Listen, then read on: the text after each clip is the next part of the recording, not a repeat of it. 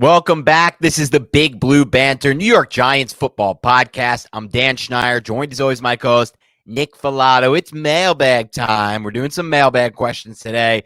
Giants coming fresh off the bye, 4-point favorites over the Texans. That number's dropped, I think, all the way from 6. So the money, I guess, is coming in on Houston. The Giants haven't had this feeling of being favorites yet this year, or at least big favorites. Actually, I don't know if they've ever been favorites this year. I'm not positive. They might have been, though. Don't quote me on that. But this expectation is they have to win this game. So it's a big game coming up. The Giants have to win this game. I stand by that statement. I said it earlier. I say it again. We don't have too many questions from the mailbag on this game, but we're still going to get to some of these questions anyway, or all these questions, and hopefully some of them touch on some of the things we've been thinking about this game. But Nick, how are you doing today, my friend? Doing excellent, Dan. I'm doing excellent. It's good to be back in the grind of covering the New York Giants football. Bye week, it's all fun. Good to recoup, good to refresh. I'm ready to see some Giants football, though. Yeah, me too. And also, Dan, for those watching on YouTube, he's drinking this Spin Drift, I think it's called. I mean, I don't know why he's cheating. Best seltzer on the market. It's seltzer adjacent, if we're going to be honest. It has what, like 20 or 12 calories or something? I mean, 12 calories every can, 3 grams of sugar, real fruit juice, though. So real natural sugar. Okay. If it doesn't taste like television static, then it is not seltzer water.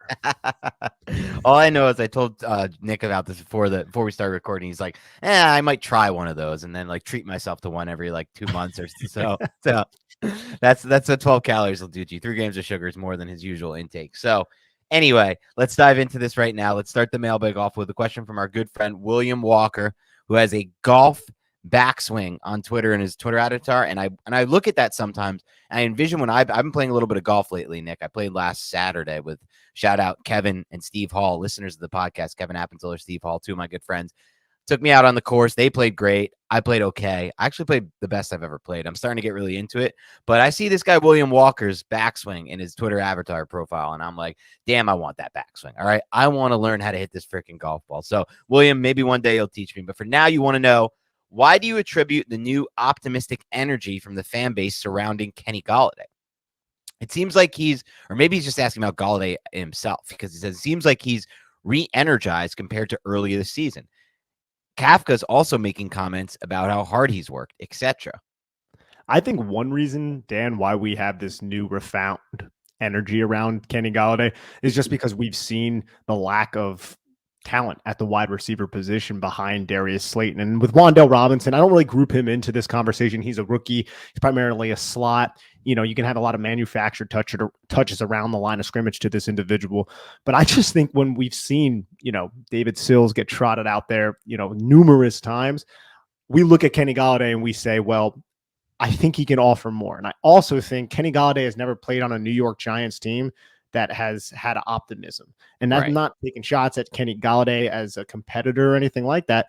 But we've heard Kenny Golladay say, in not press conferences, but, talking to the media, saying, I'm itching to get back out there. And we've also seen some positive plays from him blocking his ass off. Do I think he's going to be an explosive threat?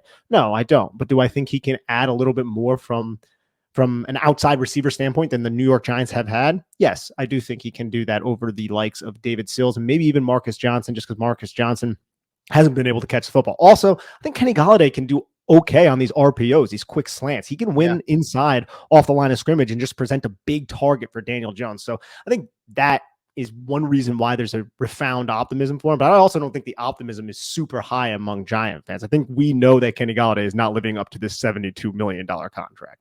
Yeah, I think you nailed why he's more energetic. I think, William, it has a lot to do with the Giants are good. Look, losing takes a toll on these guys. You saw Brandon Cooks. He needed a week off after he didn't get dealt at the trade deadline, and he came out today and he was like, I just can't stand the losing. I've been with this team for a long time now, and they're just losing. I mean, look, the Texans have been a bad location for him. These guys want to win. They want to play to win.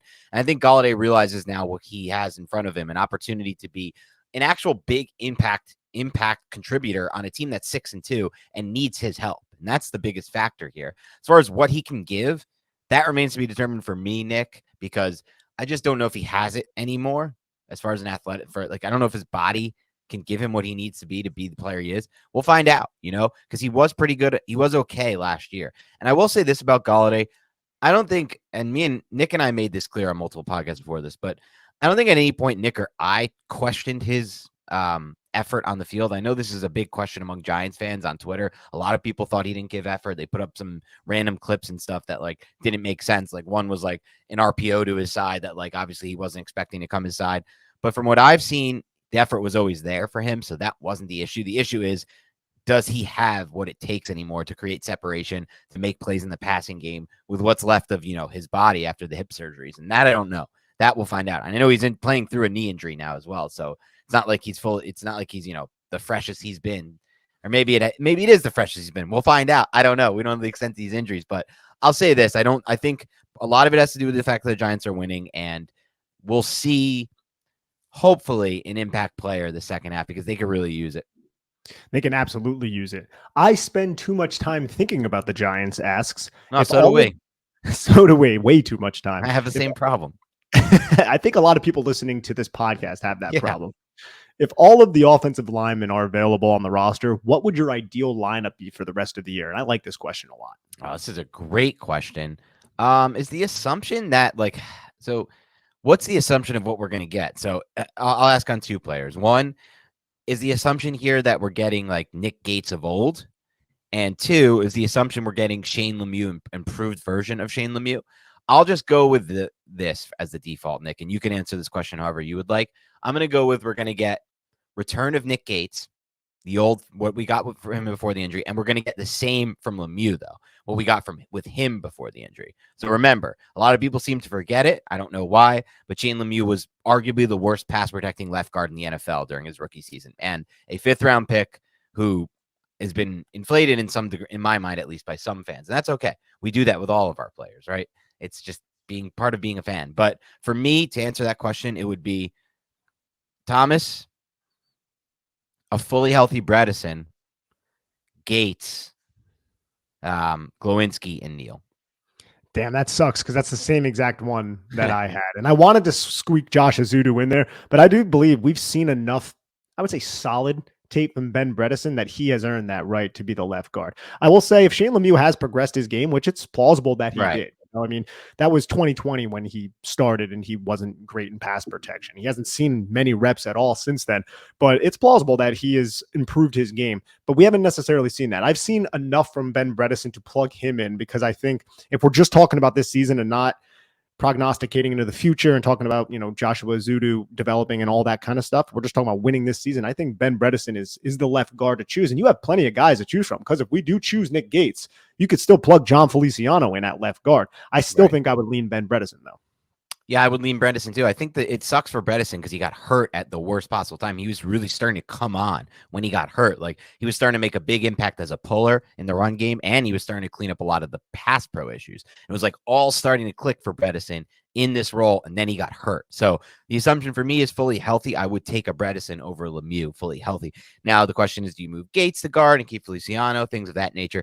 I still wouldn't do that. I'm not a huge Feliciano fan personally. I've seen a few nice flashes in the run game, but just too much of losing ground in the passing game for me. And I think Nick Gates was a good example of a player who didn't happen often when he was in pass pro. So that would be both of our lines.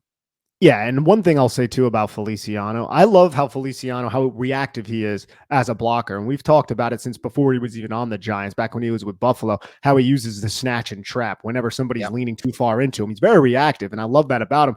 But when you have two guys, your center and your guard, and Mark Lewinsky, your right guard, who struggle with anchor, then you're going to have a more compromised pocket for Daniel Jones, because there are times when both, the three technique or the one shade, they'll both go into bull rushes, and you'll see the pocket just kind of get pressed right up onto Daniel Jones's ankles. And I feel like sometimes Glowinski and John Feliciano do an okay job fanning those defensive linemen out to allow Daniel Jones to step up and rush. But there are times when Daniel Jones is just stepping into just an absolute mess because both of those guys' anchors struggle. With Nick Gates, like you said, man, back when he was healthy, and hopefully he can maintain this if he gets back to playing a starter role here, he wasn't really getting pushed back all that much. That was not his issue. So I would like to have the interior part of the offensive line to be a little bit more sturdy, a little bit more sand in their ass to hold up against power rushers. Yeah, you nailed it. And we'll see what happens in the second half. All right. We also have from the same guy I spent too much time thinking about the Giants. He asks, what would you like to see from the offense, or what would you like to see the offense do more or less of in the second half of the season?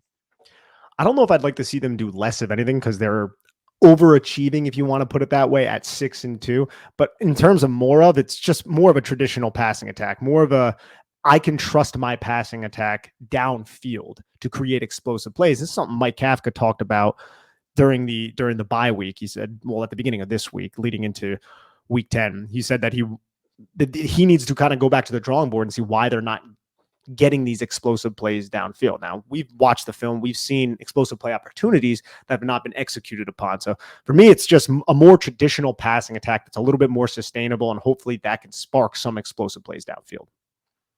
Yeah, I think you did a good job of breaking that down. I think what I would want to see a little bit more of is utilization of Saquon Barkley in the passing game. I want to see a few more, and we saw a little bit of that with Green Bay, and it led to a big play. I want to see a little bit more of just a focus on getting him the football, and in the passing game, and more on design routes. So that could include screens, that could include the arrow routes, that could include just the simple route we saw against Green Bay, the switch route, anything of that nature that can free up Saquon Barkley or get him one-on-one against a linebacker specifically. That's what I'd be looking at seeing a little bit more of.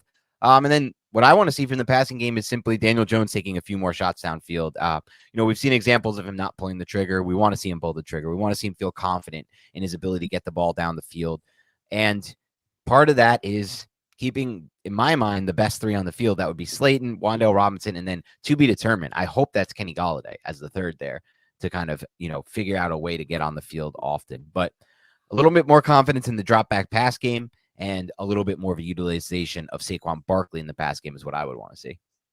Yeah, I'm never going to argue with anybody suggesting that Saquon Barkley needs to be used in the passing game, especially against these teams that like to run cover one. If you can get him isolated against basically any NFL linebacker, it's going to be a mismatch if you get them isolated in space.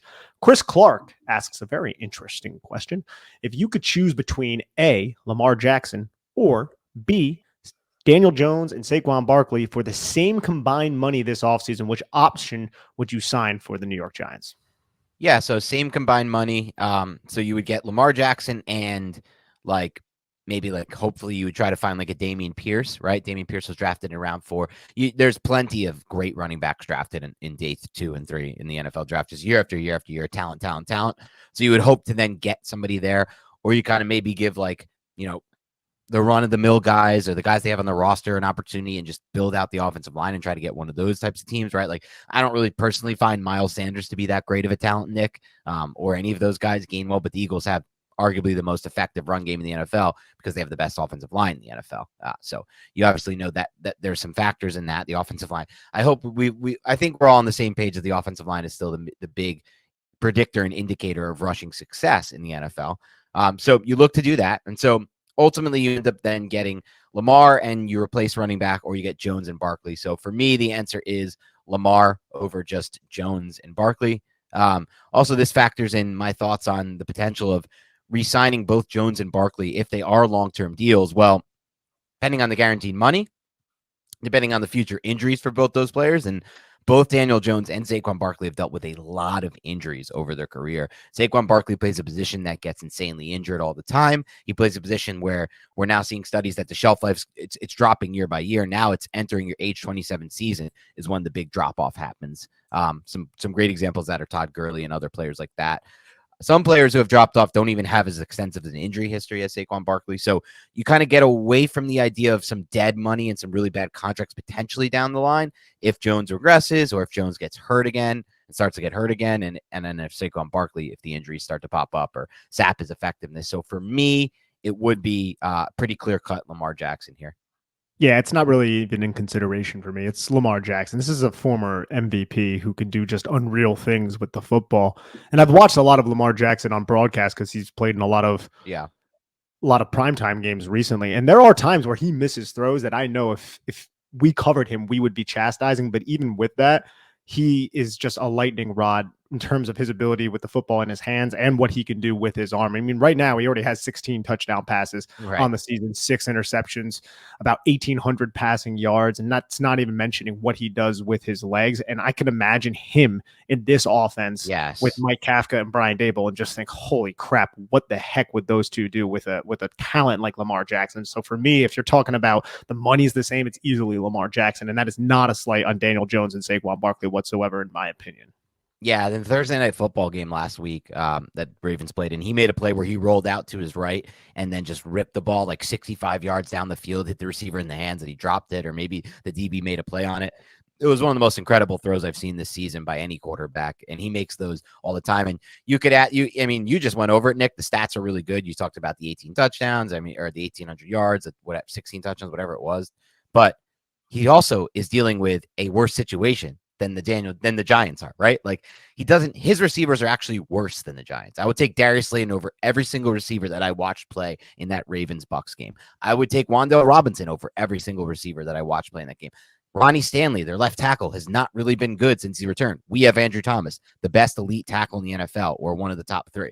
So I mean, like we always, a lot of fans always default to nothing is worse than what Daniel Jones has to deal with. Well, he has the best left tackle in football, and one team like the Ravens has DeMarcus Robinson running routes with Devin Duvernay and like whatever. Like they have some. He's up on the shots on Devin Duvernay. All right. And Devin Duvernay sucks, and he lost me my fantasy match. It was actually the Monday night game that I just lost recently where Lamar made that throw because Devin Duvernay couldn't get any freaking points, and I'm still pissed about that. But the fact of the matter is, Lamar Jackson is actually somehow has a worse situation, and I agree. Daniel Jones is one of the worst situations. I don't want to put the air quotes. I mean, he still has the best left tackle in the NFL. We have to at least consider great play calling and an offense that's just designing yards for him and really protecting him. But okay, I get it. The receivers suck, but so do Lamar. So you put Lamar on this team with an elite left tackle, maybe Saquon, or you lose Saquon Barkley in this scenario, but obviously upgrades around. And I think he can do really well with this coaching staff. So I think for us, it's pretty clear that it would be. Okay, Bearded Lumbee asked, do you think the fact that Tay Crowder came into Georgia as a running back and only played linebacker for 2 years in college is the reason his vision and feel for the gaps and running lanes are a little bit off? I think it absolutely could be. I mean, he is a little bit newer to the linebacker position, doesn't have as much experience. That can easily be, especially in Georgia. They might not have utilized him. I haven't watched Georgia tape as extensively as some in terms of when Tay Crowder was there and exactly what they do. I know they run a lot of mint type of defensive fronts, which is essentially just a lot of nickel type of sub packages down there. And Tay Crowder, I'm not 100% certain what his role was there, but I really feel like that could factor into it because, again, man, there are plays when Tay Crowder shows like incredible instincts and he's really quick. He has a really quick trigger to come downhill and fill. But then there are other plays where he's just reading and he tries to undercut. Maybe he's trying to rely on his athletic ability and he got away with that in college. And then here in the NFL, you're not going to necessarily get away with that. And you're not doing your defense any favors if you end up trying to undercut and you don't get home. You're going up against some really damn good athletes in the NFL. So you're not going to really chase a lot of guys down from the backside, especially when there are blockers in the area to pick you off. So I like Tay Crowder as somebody to be on the roster, but as we've said several times on this podcast, I don't think he's necessarily somebody you want to be starting for you. And that's kind of been my position on Tay Crowder this entire time. And I think that's a really good point by whoever asked that question. Bearded Lumbee, long-time listener. And I'll say this about Tay Crowder. I'm really interested to see how they treat him coming out of the bye week after kind of last week or their last game against Seattle. They kind of moved him off the role he had all season, and they moved Jalen Smith into the mic. And then Tay Crowder was off the field for some snaps, or it was Smith and McFadden. So I don't know maybe that Jacksonville was an indicator for them. I don't know. But I'll be interested to see what they came up with after going to the bye week as far as what they're going to do with these linebackers. What's the rotation going to look like? Who's going to play the mic? That's what I'm focused in on, especially now that McKinney's out. I mean, he played, guess how many snaps he played? He played 22, Dan. That is the lowest of 2022. That is the lowest of 2021. The last time he's played less than 30 snaps in a game was week 1 against Denver in 2021 when Blake Martinez was there, still healthy. Because remember, Blake Martinez got hurt in week 3. And then Two, unfortunately, Tay Crowder had to play a lot of snaps in that game as well. And then we remember what J.D. McKissick did against him in the passing attack throughout that game. So this coaching staff might be onto something about Tay Crowder. But again, he's being replaced by Jalen Smith. So it's not like they're replacing him with this fantastic linebacker prospect. Jalen Smith has a lot of issues with vision and decisiveness in his own right. And like I've said, it looks like sometimes when he's out there, he drank like 5 monsters. He's so hoppity, he's just bouncing around all over the place sometimes. But I'm interested as well. I'm interested to see if we're going to see more Micah McFadden, if Landon Collins' role is going to expand a little bit into the box. I think Xavier McKinney's injury definitely hurts maybe that potential opportunity, but this is why we're really excited to see exactly what goes down. Yeah, exactly. Nick nailed this. All right. Lyrical Cynical asks, before the season started, I asked Nick if he would extend Leo, if he would send Leonard Williams. Now that we are midway through, what's your guys' position on it? Considering the level Dexter's playing at, should we invest that much on the interior defensive line?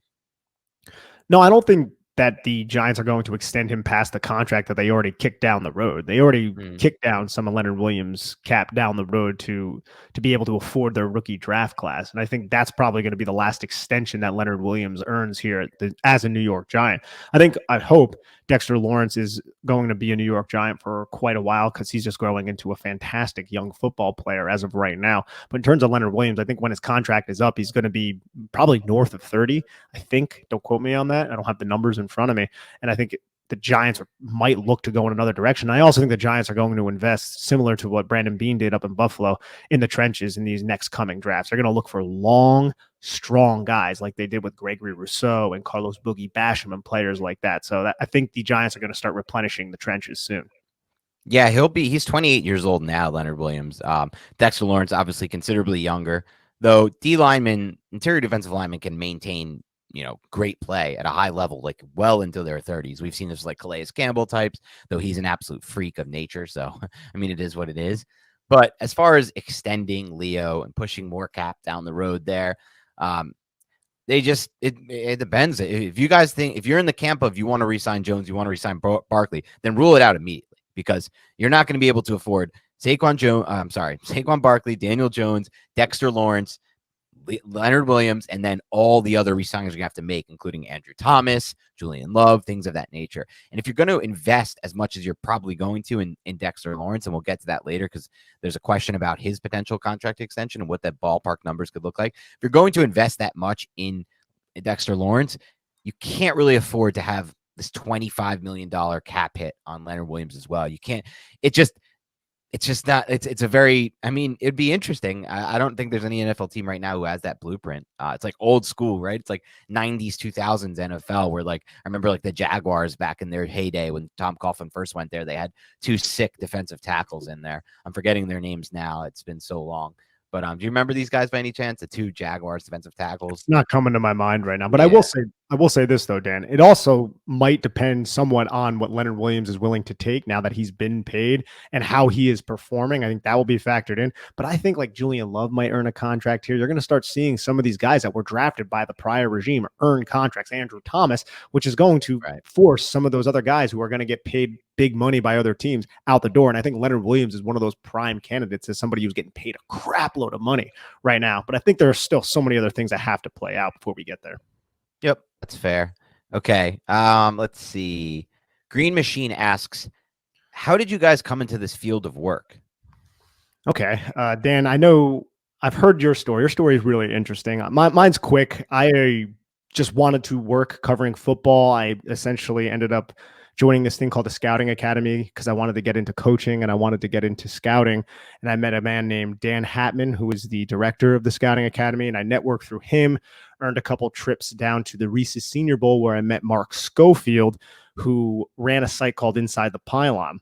So I latched on to Inside the Pylon, and we basically wrote about the X's and O's of the NFL, similar to what we do here on the Big Blue Banter podcast. I learned a lot through them. And Mark Schofield actually ended up tying me up with Mr. Dan Schneier over here, and I kind of got kicked off with that. Simultaneously, I latched on with Big Blue View. Ed Valentine needed a writer, so I started writing for him. And that was around the time I graduated college. I think it was like my last semester in college, so it was a couple years ago. And I ended up just writing through that. It basically started where I was just like, I don't really know exactly what I want to do, but I want to do something in football. And it took a couple years to kind of figure it out and carve out my way and network. And I was writing unpaid for, I don't know, maybe like 3 years or something like that until I finally got my first paid gig. So it took a little while, but I would say the juice was worth the squeeze.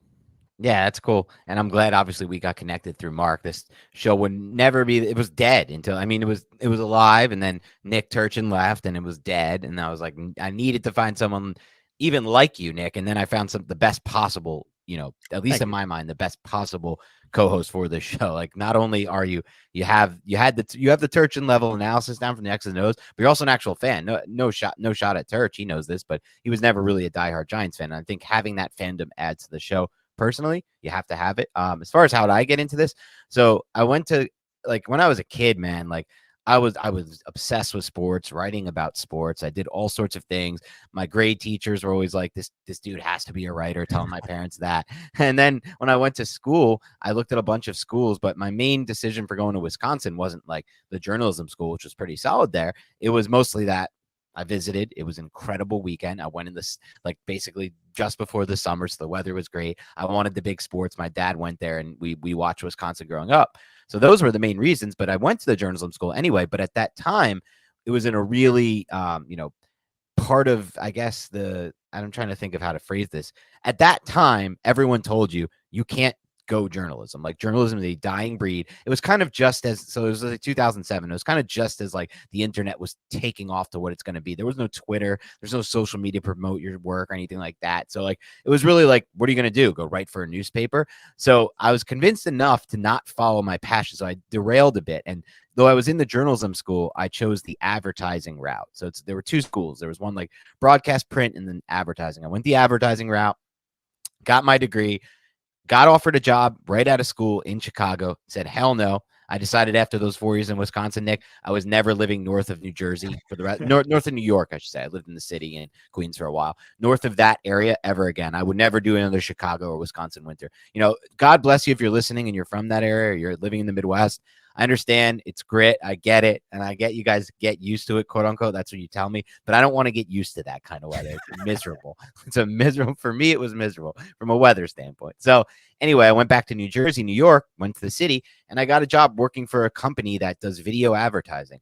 Worked there for a year. Hated my freaking life. I would wake up every day. I was commuting from New Jersey. I was living at home. I didn't have money. I was living at home, commuting from New Jersey to New York every single day on that bus, getting stuck in traffic, waking up, looking at the mirror at like 6:30 a.m., being like, I don't think I can do this again. I don't think I can go back to the office again. So I'm doing that for like a year. And I said, you know what? Screw this. I'm going to start writing a blog. I want to get back into my passion about writing about football. So I start writing about football. Nothing really happens. Then I get laid off from that job, which was like a blessing in disguise. So I can start seriously, I have more time to like put work into this. So I'm just hanging out on Twitter one day, Nick, and for everybody listening. And this is, people now know Twitter as what it is. But back in the day, dude, Twitter was like 250. It felt like just 250 people talking about football, right? There was nobody on there. So Chris Wessling, who ended up going, unfortunately, Chris Wessling passed of cancer. That part of this is sad, but he was a legend at Roto-World, OG. Then he moved on to NFL Network.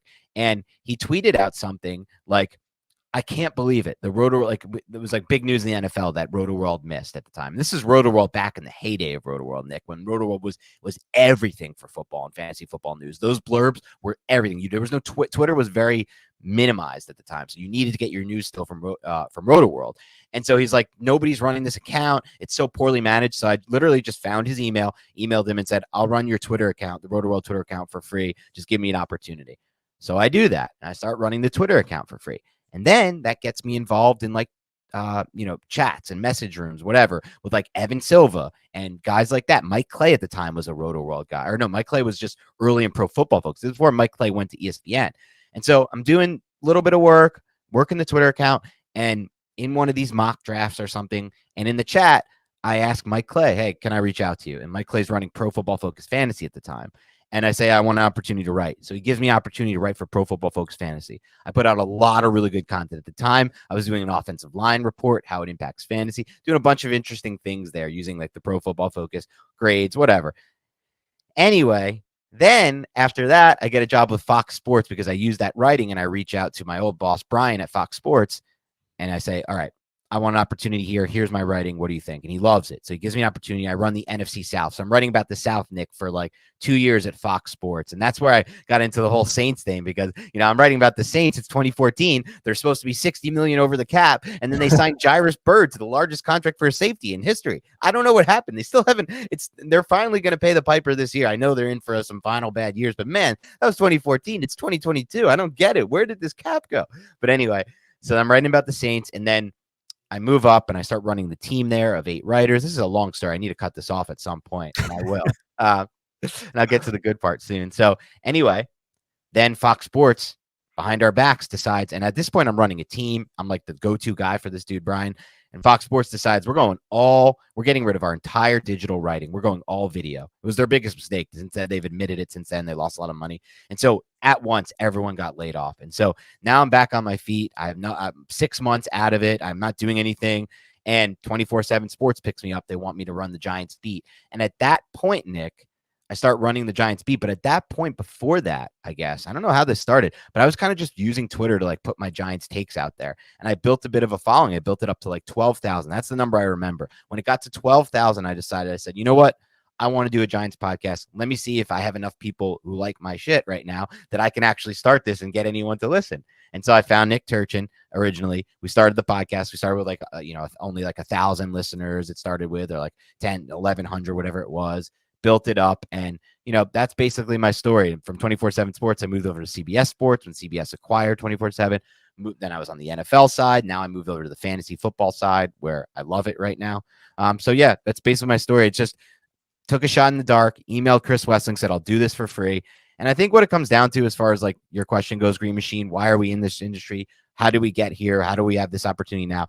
For me, in my opinion, it's all about passion. If you have the passion for this and you're willing to spend the amount of time that you need to do this, that's the only way you have any opportunity, because there's so many passionate people out there trying to do this kind of content. And if you don't have that passion, or you're not even at the crazy level of passion that like Nick and I are, this is what I do all day, every single day. Between this and CBS, it's just constant football. And I don't ever get sick of it. I don't know. It's crazy, Nick. Yeah, same here. And also work ethic is a huge part of it. I coached when I was in college too, which also helps with what we do here on the podcast. And also when I was also in college, I was I joined the radio club, and I taught myself how to edit podcasts. I taught myself podcasting software. I taught myself how to use a soundboard, and I was basically in the studio almost every day recording podcasts for a podcast that I used to do that like 20 people listen to. So we're just kind of like putting in the work through doing stuff like that. And then like all those things combined kind of get you to where you want to be, or at least somewhere where you want to be. And just always adopt the student mindset and keep trying to learn everything that you can, and just know that you don't know everything. Shit like that, little tips like that. I feel like went a long way when I was in college, at least. Yeah, those are great tips. Thanks, man. The passion is key. You have to have the passion for this. It's the only thing that, you got to have good takes too. Trust me. I think if there's a lot of people out there with bad takes and they don't go that far. You got to have good takes, but most importantly, you got to put in the time. You got to have insatiable passion for us. And it's crazy because I spend like 80 hours a week doing, between these two jobs, between this podcast and my main job, just football, right? Football or fantasy football. I watch a shit ton of film that doesn't even count. I'm not even counting this in the hours. And I never get sick of it. I don't know how. I must be sick. I never get sick of it. So it's crazy. Anyway. I absolutely love it. Cannot be satiated. Zach Jacobs asks, what are your record predictions for the rest of the season? Also, Chris Myrick seems to be at least a decent route runner / blocker. Is he good enough to back up Bellinger long-term? Besides linebacker and wide receiver, would tight end be the third biggest need for this offense? So let's tackle the first part of Zach's great questions, by the way. So what are your record predictions for the rest of the season? Look, this schedule isn't really that difficult outside of the NFC East opponents with the Philadelphia Eagles, the Dallas Cowboys, and then Washington. You can lose those games, but at the same time, I feel like the Giants are better coached than the Washington Commanders. And then the other games left, I'm just doing this off the top of my head. You have the Vikings on Christmas Eve, you have the Colts, and then you have Detroit and the Texans. Am I missing anybody? That is it. Yeah, so, I think the Giants could win at least 5-6 of those games. If things break the right way for them. But I'm going to have to pull up the schedule to really do this, I think.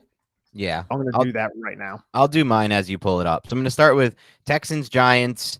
Look, Giants are coming into this game a little banged up, in the sense that the McKinney loss is going to be bigger than we think. They still don't have Ojulari back. They still don't have Neal back, but I think they're going to win this game against the Texans. So I'm going to go to 7-2.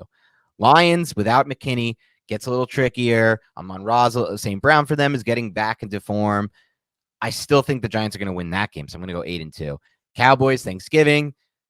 These injuries are screwing me over. I feel bad. I feel like it's going to hold them back a little. I'm going to go to 8-3. Commanders at Giants. I'm going to go to 9-3. Eagles at Giants. I'm going to go to 9-4. I think the Eagles will win that. I think the Giants are going to win against the Commanders in Washington after that. So 10-4. I think they'll lose to Minnesota on Christmas Eve. It's such a hard place to play, especially when that team is good. I went to a Giants-Minnesota game a few years ago when McAdoo was coach, and that was the loudest stadium I had ever been at. And I just felt like I think of the way it's designed and the way those fans get up for it. It's a tough stadium to play at. So that brings me to 9-5, I think, or no, 10-5. Then the Colts at Giants. I'm going to give that a win, 11-5.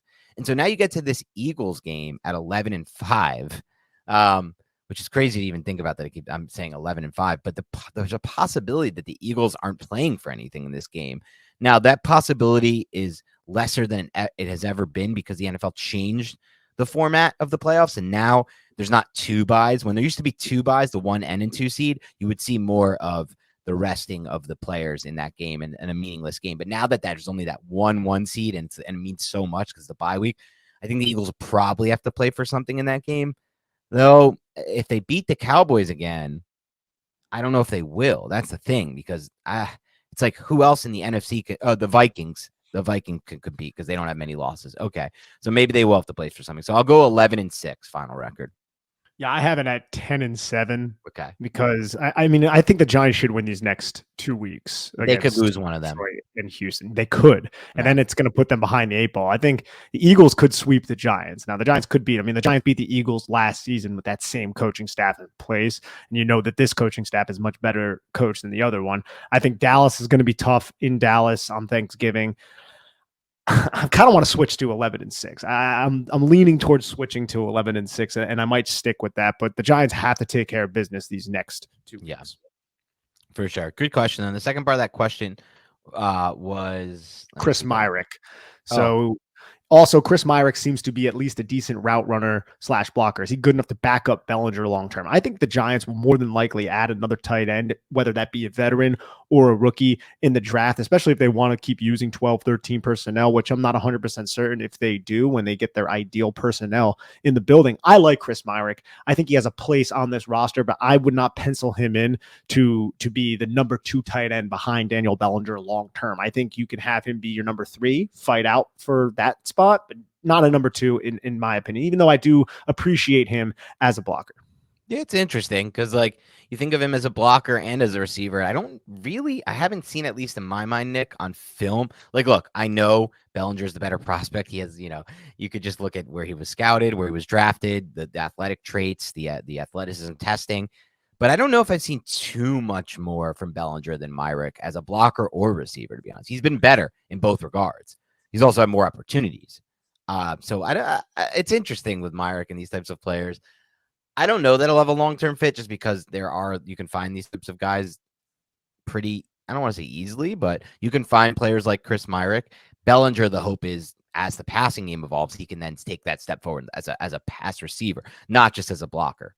Yeah, I would say Bellinger is a better athlete, and he's a much better athlete. Yeah, and I do think there is a little bit of a difference between Bellinger and Myrick as a blocker. I think, yeah, and you're also talking about Bellinger being a rookie, so you would imagine, like we always say, development isn't always linear, but typically with these tight end prospects, when they start hot like this and they're good as a blocker, it's not like their blocking ability is going to diminish. They're going to grow into their bodies more than likely. They're going to learn the technique, and they're more than likely going to at least stay the same or progress a little bit as a blocker. And I think there's so much room for growth for Daniel Bellinger as a pass catcher. Whereas Myrick, I don't know how high his ceiling is quite yet as a pass catcher. That's kind of where I'm at That's fair.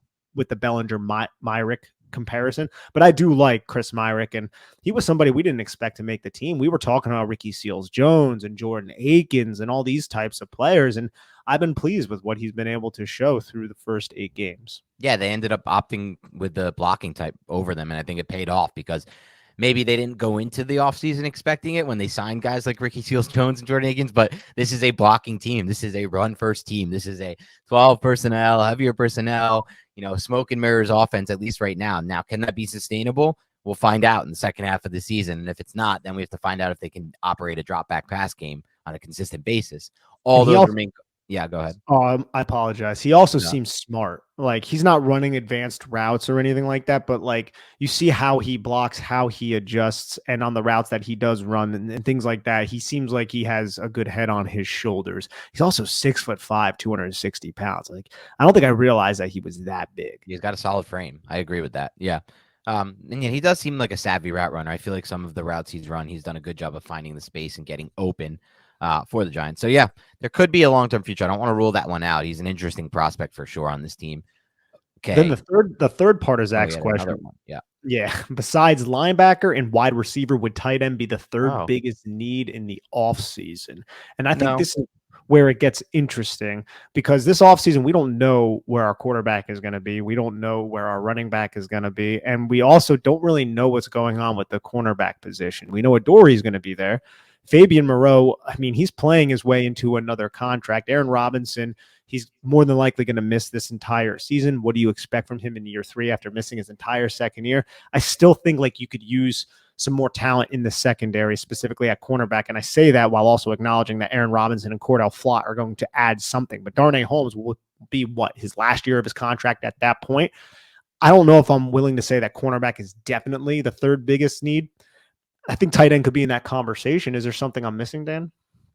Well, it just depends. Like, I think a lot of it depends on what you said earlier. Like, is this really the vision that Dable and Kafka and Shane want? Like a tight end heavy team where you have 2 guys on the field? Because if not, then Bellinger's kind of your dude, right? If you want to be a more drop back pass heavy offense where you can run a lot of 11 personnel and then you could just have Bellinger on the field and then you don't really need to invest as heavily in position. I think ultimately that is what they want to do. So I would personally put over it corner, center, and even honestly guard, because I don't really see too much of a future with Glowinski. Azuto, to me, whenever you take a guard like this, it's like maybe he hits, and I love the upside with Azuto, but I could totally see a route where we're just like 2 years from now, Azuto is not the starter, and he's like maybe some guy that's like, are we going to cut him? Is he going to make the roster as depth? And that's nothing against Azuto. It's just really hard to be an NFL offensive lineman in transition, and the traits are there, so I'm still very high on him right now. I think we're on the same page, Dan. I want the Giants, if the value is there, to just invest in the offensive line and get your best 5 out there. Like right now, this is like the foundation level of what I hope this offensive line will be. And from here, it will only go upward. Like you have your 2 tackles right there. Evan Neal hopefully will only get better at this point. That's what the hope is. But we hope that the Giants will find upgrades over Glowinski, Feliciano, and whoever they're trotting out at left guard. If it is Azuto long term, then Azuto will be the guy who will hopefully grow into a true starter that you can rely on. That's the hope right now for this offensive line. So if you need to keep throwing darts at the dartboard in order to do that, I am 100% on board for that type of approach. What do you think of? It's not going to happen this year, and I think it's a little maybe galaxy-brained, but what do you think of the idea of Azuto potentially at center? Yeah, he was taking snaps there, if I'm not mistaken, during training camp, right? I think. Yeah, he had a few. Yeah, I think he had a few Just from snaps. a skill set standpoint, what are your thoughts on it? So I don't know where he's at from a mental standpoint. From everything I've heard, he has he's very, very intelligent kid. So could he adopt that? Possibly. I mean, you want to talk about his athletic ability? Yeah. I love it.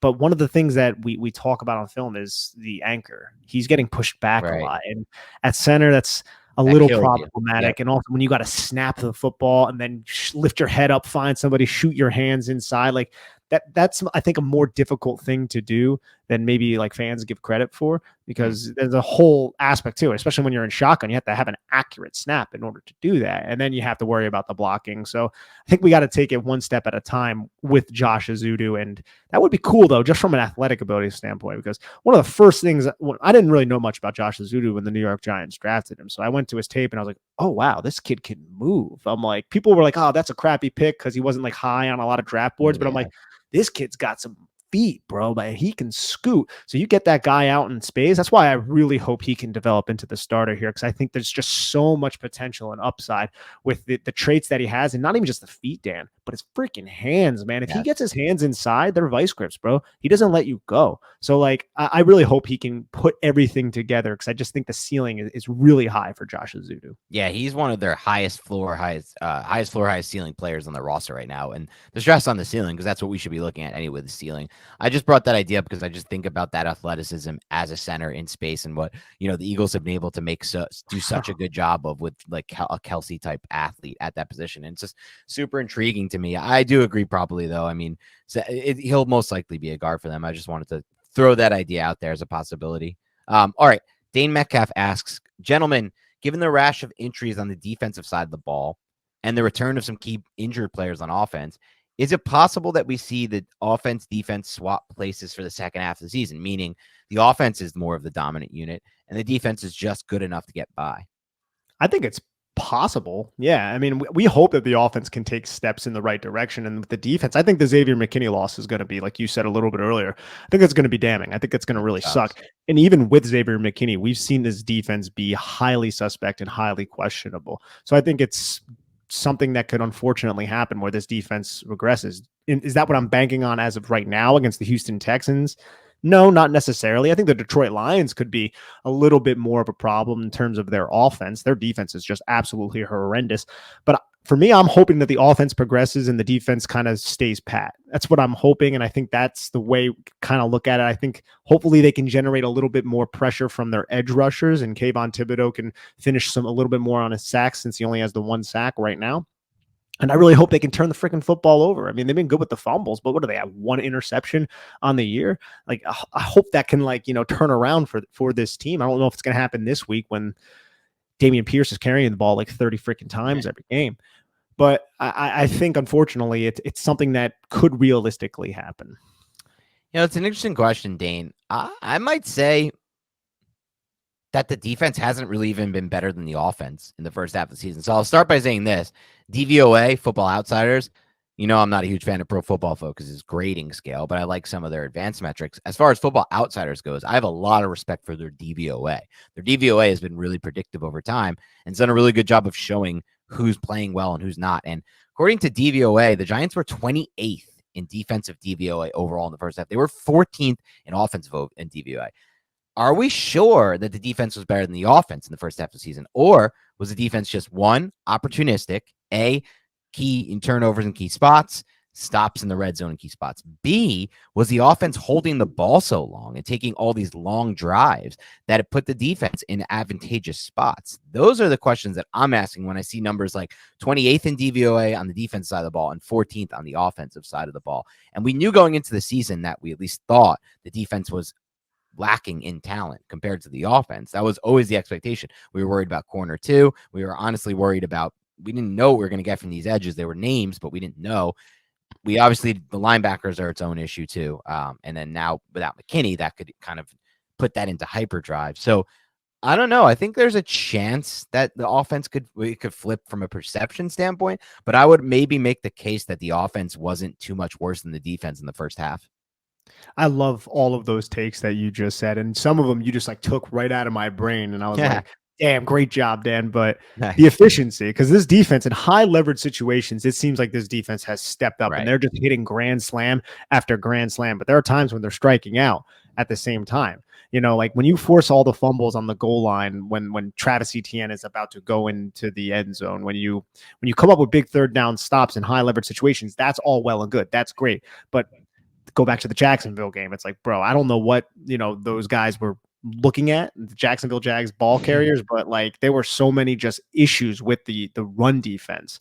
And now you remove Xavier McKinney, one of your better run defenders and just one of your better overall leaders on the defense. That it gives me a little bit of pause to think that it could be an issue. But I love the points that you made in terms of Football Outsiders DVOA and how it might be a little bit misleading, because when you have 15 play, 14 play, 13 play drives that the New York Giants offense consistently did almost every single week in the second half, it's going to take a big burden off of your defense. I think that was an excellent point, bro. Yeah, it already has, and we'll see what happens there. I'm definitely a little worried about it from the overall standpoint, Nick, because I don't want to say the Giants were lucky in the first half. I don't think that's true, and I know some people have floated that out there.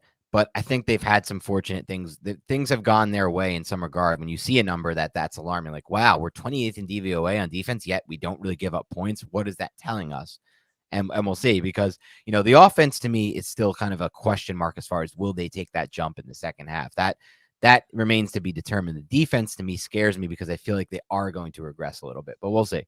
And it's also just crazy too, Dan. Like, what did we talk about throughout the Jason Garrett era? They did no explosive plays. They have no explosive plays. Like right now, we think very highly of Brian Daboll and Mike Kafka, and we should, for all of the adjustments that they make. But the one thing that they're not doing is creating explosive plays. Like I've said this on this podcast before, they have 17 explosive plays through 8 games, right?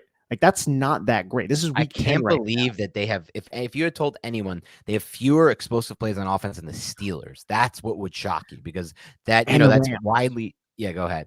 Not Steelers and the Rams. They're just ahead of the Giants, tied at 31-30 with 21 explosive plays. And nobody would associate the Giants offense as being less explosive and potent as those two offenses, who everybody generally feels are just horrendous, right? Because they kind of are. Now the New York Giants are like, kind of goes back to what you just referred to with the last thing that you just talked about, man. Like they're sustaining drives, they're kind of cutting you up with these 6-yard gains, these 5-yard gains, these 9-yard gains, but they're not getting those big chunk 20-yard gains. And I just hope that can be flipped, man. We saw it in week 1 with Sterling Shepard. Let's hope that the Giants can figure out a way to push the ball downfield. And it's so funny to me, Nick, from like a philosophical standpoint, because we just went through not a head coach, an offense coordinator in Jason Garrett, who his philosophy was to get 10 yards in 3 plays and to keep moving the chains and to keep the clock running, things of that nature. And I know that Daboll and Kafka's philosophy is not that. Everything they've done in their careers has proven that's not their philosophy. They understand that's not a good way to go about it. And yet, out of necessity, with what they have to work with this offseason, they've been forced to try to create an offense like that. And yet, despite the fact that they're only doing it out of necessity, and Garrett was doing it out of pure belief in the philosophical perspective of it, Daboll and Kafka have been able to make it work, and they've been efficient with it. And the opposite was true for Garrett. And it's just so interesting to me that, they had the exact we get into with the exact same end result, right? We're still, we're going for these longer drives. We're trying to create first downs, but it's just such a different way of going about it. A lot of what they've done in the first half has been, like you said, the play action boot game, get Daniel Jones on the run by design, but also a lot of it was tell Jones to take that B gap and run with it. A lot of our first downs are just Jones pulling the trigger and running with it. I think he has like the 17th most or 31st most rushing yards in the entire NFL. I think it was, or 27th, one of those two, and the 3rd most among quarterbacks. So they really have made it clear, like, we're taking yards via the run game, and that helps you move the sticks. That helps you get these first downs, and even the passing game, that what they've been able to create has been, like you said, off the boot action, or just like different clear out routes and different flooding different zones and areas of the field, that different ways to create small amounts of yards versus like Garrett's whole spacing sticks. And it's so ironic to me that was what he wanted to do, Garrett, and he was never able to accomplish it. And now, just by pure necessity, Daboll and Kafka are doing it this way, and they're actually doing it right. They're exploring all options, Daboll and Kafka. Like they're the king of adjustments. Like just using Daniel Jones's legs and just being like, hey, if it's there, take it. Like that little adjustment has sustained so many of these drives, and we didn't necessarily see that too often under Jason Garrett. Now we just hope that some of the explosive play opportunities that have been dialed up by Mike Kafka can now be executed upon, and that's kind of the next step. And hopefully we can see that against Houston. David Goodman asks, so on the pod, you mentioned $30 million per year for Jones. Would you really do this? Wouldn't the wiser course be to start the rookie quarterback contract clock again, since while Jones is decent, he isn't someone who elevates the team on his own? Oh, man, David, you trapped us. This is a trap question. We're going to get killed for this one. It's a trap. It's a trap. Oh, man, David.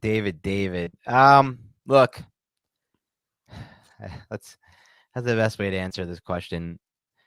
Nick and I are definitely believers in the rookie contract, the clock. Okay. We believe in that for sure. We understand that if you're going to pay Daniel Jones $30 million a year versus the upside of hitting on a rookie quarterback and having to pay him $8 million or $9 million against the cap, there's an obvious difference. But the problem with that idea, David, is who is the rookie you're going to be able to start this contract clock on, right? Because the Giants have won so many games at this point, they're not going to have an opportunity to draft anyone that can play next year. So then what do? You play Tyrod Taylor, right? So I guess the question for us or for you would come down to, does Daniel Jones make enough of a difference on his own over a Tyrod Taylor? Personally, I think that question cannot be answered because Tyrod Taylor has not had an extended period to play and try out in this offense. A lot of Giants fans feel that question can be answered already, and that Daniel Jones is a much better quarterback than Tyrod Taylor, and it'll give them a much better chance to win than Tyrod Taylor. Now, I don't truly understand how they're so certain of that because Tyrod never got never got any opportunity to run this offense except for, the few plays earlier this season where he had a drive or two, which doesn't, he didn't game plan for that week. He didn't practice with the ones that week. He hasn't practiced with the ones at all. So that's not really a fair barometer. But if you do believe that Jones gives them the best chance by far, then that's where it gets tricky because then, you're thinking, okay, does he elevate the team? Does he do a lot of this on his own? Or are they scheming ways to make him effective by having him run more often with all the short passes, with the boot action, things of that nature to kind of limit his turnovers and, generate some kind of offense, which they've generated a decent amount. Like I said, they're middle of the pack in DVOA. They've generated offense this year. A lot has been the running, but with Jones, but they've generated offense. And so that's the one factor from that standpoint. I'll just wrap it up by saying that I don't have a good answer for this, I would say, but I'll wrap it up by saying this. We have to take a step back always with these questions and think about like the personal feel to it and the culture and everything they're building. Like if you have Daniel Jones and he leads you to a playoff berth and you get the wild card, right? And then you say, we're done with him and you move on. What is that telling the locker room? Also, if you bring him back, the flip side of that, you can at least sell to your team, and maybe it works out, maybe it doesn't, but you can at least sell to your team. We're building something. We believe this is a guy who can get better as he has more time in the system. Is that going to happen? I can't predict that. They can't predict that, but at least they can say, they can build that momentum and that culture of, okay, we have this guy back. He now has another year in the system. He has another year building a rapport. So that's another thing you lose. If you remove Daniel Jones from this offense, you have to restart the rapport with whoever the next quarterback is and these receivers, even though we know there will be turnover at receiver, whatever. You still have to rebuild rapport with Bellinger, with the offensive line, knowing the system, things like that. We're already seeing examples this year of Daniel Jones making good pre-snap audibles and changing the protection, shifting protections, on the offensive line, shifting blocking assignments in the run game. And that all has to restart then too. So you kind of just have to restart everything if you move on from Jones. And so I don't know ultimately if it makes sense to restart, go with Tyrod Taylor, maybe draft a quarterback or wait till 2024 to draft a quarterback. It just seems like it's a tricky question all around. It's not something I'm even fully ready to answer. I'm Joe Shane in this. Okay, David and Nick, I'm Joe Shane. And they pressed Joe Shane on it this week. Zach Gelb did. He said, they're like, oh, Zach Gelb said a really pointed question. I don't know if you heard this, Nick, where he was like, hasn't Jones showed enough that he's definitely your guy? Because he's talking about he's done all this and this. Gelb was kind of like opinionating on it. And Shane's like, nope, I want my 9 games, right? I want 9 more games to evaluate. I want my full 17-game sample size. And so I kind of feel the same way, honestly. For me, it comes down to what are the other options? Like, look, if the Giants had the first overall pick and they could get some of these top quarterbacks, then I would be like, yeah, if that's your guy, you make that selection. But the Giants are more than likely going to be a playoff team. Like, I'm not about drafting somebody like the Pittsburgh Steelers just drafted Kenny Pickett, where you're looking to replace him anyway. I think the Giants' best course of action could be to give Daniel Jones somewhat, I don't know if if it's going to cost $30 million. I think it would be less. It really depends. I'm not really 100% certain on the economics of it. But I think a lot of the things that Dan brought up from the culture standpoint make a lot of sense. You bring him back, you build this roster out, you make this a more complete roster, and then you can strike on the quarterback that you're in love with. I'm not 100% certain if they're in love right now, but this roster has holes.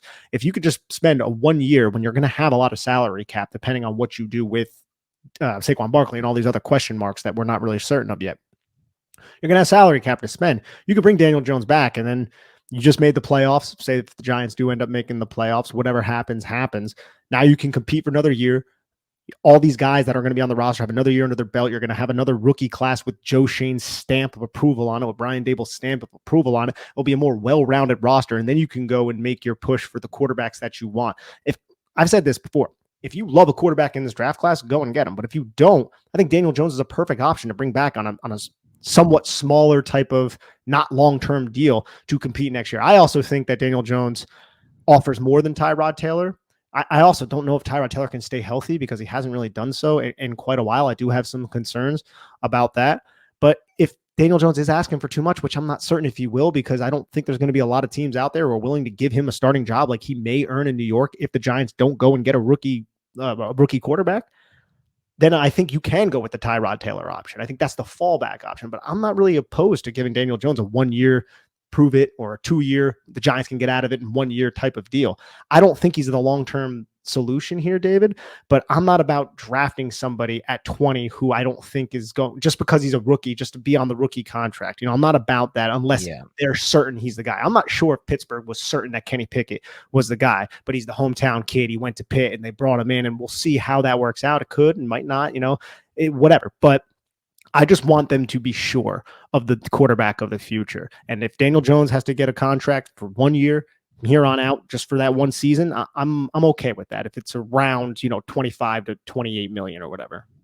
Yeah, and it's really interesting to me because I want to make sure I frame this right. When I was saying the option would be, we don't know, or the thought process would be we don't know what Tyrod Taylor can be in this offense if he had the starting job. You have to take it into the context of this is David saying, we would be offering some kind of deal with $30 million against the cap per year, or $33 million against the cap per year. We know already Tyrod Taylor is signed for only $9 million against the cap or whatever it is. So you have to understand when I'm saying that it's Daniel Jones, $33 million, or Tyrod Taylor at $9 million, and then you can sign someone and you can re-sign another player on your team, or you could have a little bit more cap health moving forward so you can kind of get out of contracts you need to get out of at another point. And that's where it gets really interesting. They're not the same price. Yeah. It's not the same price. And I think that's where, because I think Daniel Jones is a better option than Tyrod Taylor. For sure. I don't know if I think Daniel Jones is a better option than Tyrod Taylor. That big of a discrepancy in money. That's the question. I think that's where it gets really interesting. But then when you're talking about, I think the best point that you brought up is the human element of it. This guy just led us to the playoffs. And let's be honest here. Sterling Shepard showing up to Giants practice with a Daniel Jones shirt on. Like, they love freaking Daniel Jones in that building. Ownership loves Daniel Jones. I think it's hard to not like Daniel Jones. He's a very, very likable dude, right? So I honestly think, like, if the Giants made the playoffs and they're just like, all right, you wanted 25 mil, screw you, you're gone, and they don't go and draft their guy and they just bring in Tyrod Taylor, I don't know if that's going to sit all that well, even though they also love Tyrod Taylor. I'm not certain that it won't sit well, but I think it at least is a question that we should ask. Yeah, it is. And I think the whole Jones contract is interesting to me because, okay, if Saquon Barkley hit the market, I am sure that some team would make the decision to sign him. They could, or if, let's say, everybody had to hit the market before, because I think if they do decide to bring back both those guys, they are going to take up a lot of their cap alone. So we will be ruling out free agency because we already got to re-sign Andrew Thomas as well, Julian Love, Dexter Lawrence. So there will be no more. The cap health goes away if they sign Jones and Barkley. This is the core, the team they have now, plus whoever they draft moving forward, basically, and minor free agency here and there.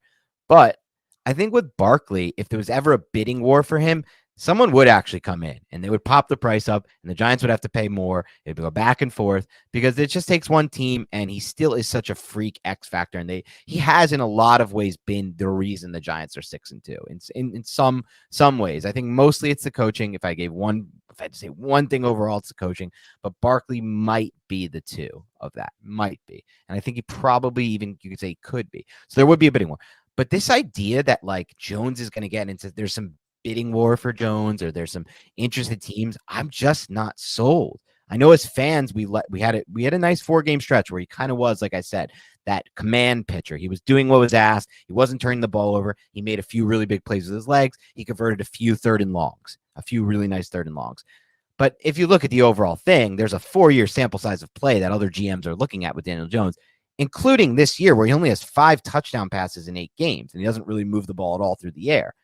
And there's reasons why, but I'm not so sure other GMs, other teams are like, you know what, if he just had, the Giants had such a bad receiver core, if he just had this, no, they're probably like, I want to reset the scale at QB and take a chance at somebody else for $8 million against the cap. Why am I going to get into a bidding war with the Giants and give Jones $30 million a year against my cap when I don't know anything about Jones? He said 4 years on another team. 3 were not good statistically. The 4th was, I guess, okay statistically, if you want to call this okay. Stats aren't everything, but at the same time, they're not generating anything through the air, and they're not really asking him to do anything. So why am I giving him $30 million a year? So that's the whole thing that always confuses me. But Like, I don't know how you deal with that from the Giants standpoint as a negotiation process. Like, I don't know how you say to him, like, dude, you're kind of like a $20 million quarterback at best. Like, let's be honest about it. Can you be more? Sure. We'll give you incentives. Fine. You want incentives for a certain amount of touchdown passes, explosive plays, win, whatever it may be. Fine. But this idea that they need to get into a bidding war with over Joe, or they need to set a market, like we'll give you 35, 36, whatever it is. I just don't know if you let him test the market. I think he would come back and be like, all right, I'll take your offer. With Barkley, if you let Barkley test the market, if you really like Barkley, he could be gone. Someone's going to offer him that contract he wants. So that's the other thing with that situation that stands out to me. You couldn't have put it better, to be honest. There is a market. And we've said that before on this podcast. And Daniel Jones, I just don't think there's going to be another team who's willing to give Daniel Jones as much money as the Giants might be willing to give him on a 1 year or 2 year get out of it after 1 year type of deal. And I think that's the reality of the situation. And I think it's going to be interesting to see how this all plays out. And we'll also see how Daniel Jones plays in these final 9 games. Yep. Okay. Frank the Tank asks, does liquid death actually murder your thirst or what, Nick? So I don't know if the ad reads are going right now. They're probably going to go before this, but yes, it actually brutally murders your thirst. And they also have these recyclable type of things that murder the issues that are going on in the climate. I mean, they really stress that in those ad reads. So if you want to go out to your local Wawa or whatever the hell you can get your liquid death, listen back to the ads. They're all in there. You can find out where you can get your liquid death. And if you're parched, if you're thirsty, your thirst and your parchedness will be absolutely decapitated, murdered, severed, dead. All right, I like it. Liquid death. Go out, buy yourself some, drink some. All right, Sound Queen says, what's the best pizzeria in New York, and why is it John's of Bleecker? Okay, we'll get into that in a second. Let's start with there. Nick, I assume you haven't had any of the good New York pizza places, right? Nah, I have not, sadly. It's so sad. It's beyond belief. But I won't even get too much into that. I'm just going to turn to you here, Sal. And yeah, John's on Bleeker's up there for me. Out of the Manhattan places, I think John's on Bleecker was my favorite of all the Manhattan places. I'm thinking through my head. John's on Bleecker is probably my 1-1 in Manhattan. Now, I will say this. Classic, I'm forgetting. Classic Joe's Pizza. I think it's Joe's. The one by Union Square. And there's a bunch of them. There's like 3 of them. That classic slice is actually, I'm a huge fan. Like John's on Bleecker was better, but I'm a huge fan. But as far as if you expand to all of New York, and your question was New York, I'm taking DeFara's over that. I'm taking Lucali over that. 2 Brooklyn spots. I even like La Industry. I went there with shout out Brett Childs. He took me there. It's the Action Bronson spot. He put it on the map. I even like that better than John's on Bleecker. To me, it's again, I'm a big thin crust. I love the coal thin crust, the crisp. And John's on Bleecker has that too, but those DeFara, Lucali, in the industry places just really take that to the next level. So I would put those 3. DeFara would be the number 1 for me. John's on Bleeckers by the Comedy Cellar in New York. And also it, if I'm not mistaken, is mentioned in one of those Big Daddy. It was, I think that's where the woman asked him, "Oh, let's go to John's on Bleecker." She said it. I don't know why I remember that. John's of Bleecker, but same. Oh, really? See, I don't even know. I have to try good New York pizza. I mean, we really do. What are you doing? We went to Star Tavern. I thought that was pretty solid. Star Tavern's good. It's great. It's great New Jersey slice. It's not as good as the New York style. So is New York better than New Jersey? Yes, New York has better pizza than New Jersey. For sure. I would hate to admit that, but yeah, next time I go to the city, you and I, we have to go and get a slice of pizza. And I'll ask you this real quick. We definitely do, Nick. And Sal, I don't know what part of Queens you're in, but the part that I used to live in, right by Ditmars and 31st in Astoria. Have you ever been to, like, I think it's Sal, Chris, and Charlie, or Chris, Charlie, and Anthony's Deli? They have something called the Bomb Sandwich. If you're in Astoria, Queens, check this out. This sandwich, Nick, is the most insane sandwich ever. It's called the Bomb. It's literally this width, if you're watching on YouTube, of just pure cold cut meats. So they're just slicing off meats, like stacking and piling, and you can't even bite through it in one thing. It's just my kind of sandwich right there. I don't think I would enjoy anti-Subway. Yeah, I don't think I would enjoy that. Oh, little tangents. And Subway, they're not sponsors or whatever, but I know you're not a big Subway guy, so we'll just put it lightly and just say it like that. So there's a bunch of sub places out here. There's Firehouse Subs, there's Jimmy John's, and then there's Jersey Mike's. What place should I try if I'm looking to get a sub? So, of course, you're in the unlucky spot of having moved out of New Jersey, where you would obviously go to a normal deli. But out of those 3 fast food chains, I think by far Jersey Mike's is the best. So Jimmy John's we had in Wisconsin and Madison. Jimmy John's does some things right. The bread's good. it's just like it's kind of just like a light sandwich, but they don't put enough meat on their sandwich. Any of these places that go light on the meat, I'm not a big fan of. So I would rule them out. Jersey Mike's is a solid sandwich. That would be the one to go to. I've never had Firehouse, but I assume it's worse than Jersey Mike's. Okay, I'll just go with that assumption. And then Sal in Queens, our good friend Sal, also asks Cordell Flott in the second half. Should he take over for Holmes in the slot, or should the Giants see if he can handle single high safety duty since he did some of that at LSU, allowing Belton and Love to move around more? It's a great question. And you're right. He did have some of those responsibilities at LSU. Ultimately, I think they drafted him. They want him to be their long-term slot, and they want to kind of envision him in a role where he maybe can shift over, play some single high safety. It's a great question, though, because I don't love or trust Dane Belton in that role now with McKinney out. I'm open to this. I think there's a possibility for this. But I don't trust Flott there. This is I don't know if I can trust Flott there either. Yeah, but I just getting athletically, like he might have a better chance. Yeah, he's just getting back to practice, and you need to be able to pack a punch when you're a safety. He's like 175 pounds, like soaking wet. So I'm a little bit dubious with that. But I think in certain coverage packages and certain personnel packages, you can do that, I think, but definitely not more as somebody who can do it, 50% of snaps or anything like that. I really hate the fact that Xavier McKinney's not there, but I do like the fact that Sal and Queens pitched that idea, and I hope maybe we see it once or twice, and hopefully he can just get slowly ingratiated back into the lineup. And if Holmes continues to struggle with holding and just coverage in general, then he can possibly step in there. And also, man, Flott could play outside. That's something that we might end up seeing as well if something were to happen to Moreau or Jackson. Yeah, that's another interesting question. Throw him back outside. I didn't think he was that bad outside against Carolina. He had obviously the one bad drive where Moore got him, but other than that, I thought he was pretty good. Yes. Alex Zonik asks, should Mike Kafka even consider the Colts head coaching job? Is it too early for him? Yeah, I mean, look, the odds came out this week that Mike Kafka is actually the favorite for the Colts job. I guess that's going into next year. So I'm now just hoping Jeff Saturday knocks it out of the park somehow as a first-time head coach and just rips it up and like gets an extension because I don't want to lose Mike Kafka.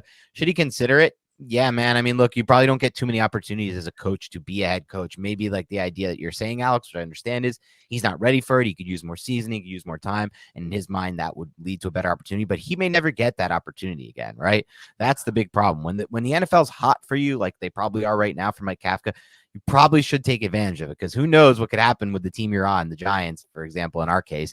Maybe the offense regresses next year. Maybe people start to blame him. Oh, the play calling sucks. The offensive coordinator sucks. That happens so fast. People change on a dime. Remember the dude from Carolina 2 years ago who was the hottest thing in football from LSU? What's his name again? Joe Brady. Joe Brady, who they were talking about as a head coach, like the number one head coach guy. And then months later, he's fired from his own team as coordinator. So it changes really fast. So I think in his case, if they were to offer him that job, in my mind, I would take it if I were him. But I'm just hoping it doesn't come to that.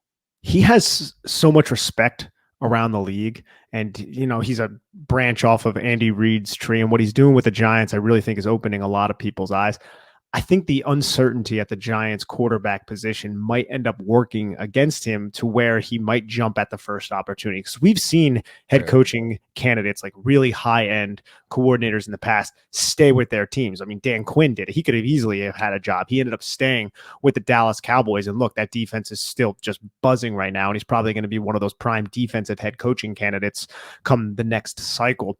So I think if the Giants had a more stable situation at the quarterback, I think he would be more comfortable in saying, hey, I'll do another year with Brian Daboll here, continue to learn the role of the head coach. And then when I find the right opportunity, I'll leave. I'm hoping that's a little bit glass half full, the way I'm thinking there. But there have been really hot head coaching candidates in the past that have done that, especially with a team like the Colts, man. Like the Colts are not a situation you want to go to. That's very toxic. Right. I would not, if I was as talented as Mike Kafka and calling plays and was as sought after, I don't think I'd want an owner who is straight up meddling. And Frank Reich, dude, say what you want about Frank Reich. That guy can coach football. And it seems like over the last 8 months or so, Jim Irsay just kind of went right in there and just meddled, and we've seen what has happened since.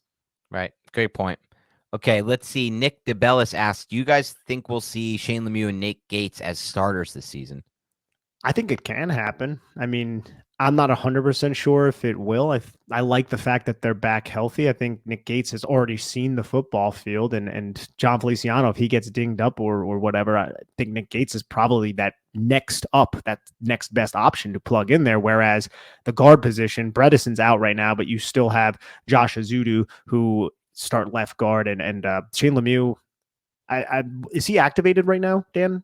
I Not think yet. Or the they window opened the started. window. Yeah, Yeah, 21-day window. the window is ajar, so he just needs to squeak through it. I think it's possible that both of them could be out there, but I'm not certain if they will end up earning that, especially whenever Bredesen ends up coming back. I think Bredesen could realistically slide into that left guard spot. And also, Shane Lemieux goes in there and he's still a liability like he was back in 2020 in pass protection. That's not going to be something that's going to fly. That would really suck too, having three guys who are a little bit suspect in terms of their anchor at Right.